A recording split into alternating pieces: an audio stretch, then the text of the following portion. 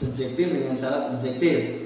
Nah, yang perlu digarisbawahi ketika kita membuat suatu perjanjian itu adalah ketentuan pasal 31 Undang-Undang Nomor 24 Tahun 2009, yaitu tentang bendera, bahasa, dan lambang negara serta lagu kebangsaan. Nah, di pasal 31-nya berbunyi, bahasa Indonesia wajib digunakan dalam nota kesepakaman atau perjanjian yang melibatkan lembaga negara, instansi pemerintahan Republik Indonesia, lembaga swasta Indonesia, atau perseorangan warga negara Indonesia. Jadi bahasa Indonesia itu digunakan apa? Digunakan untuk melakukan perjanjian, baik itu dilakukan oleh mereka masing-masing warga negara Indonesia gitu.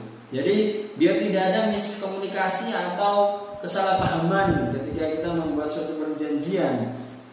Nah, selain daripada pasal-pasal tersebut, kita harus mengingat dengan asasnya. Asas ketika kita memahami bahwa ini adalah perjanjian, itu asasnya ada asas kebebasan berkontrak, asas fakta sansekerda, dan asas konsensualisme.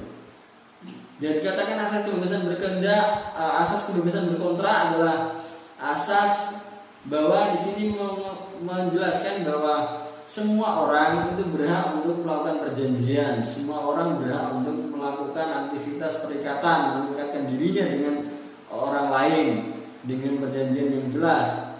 Dan ketika asas ini sudah ada, maka akan diiringi dengan asas fakta sansekerda. Asas ini adalah asas tentang bagaimana keberlakuan suatu perjanjian itu sebagai undang-undang. Berarti mengikat semuanya. Jadi ketika undang-undang atau perjanjian itu sudah dibuat, maka perjanjian itu akan menjadi hukum bagi mereka para pihaknya.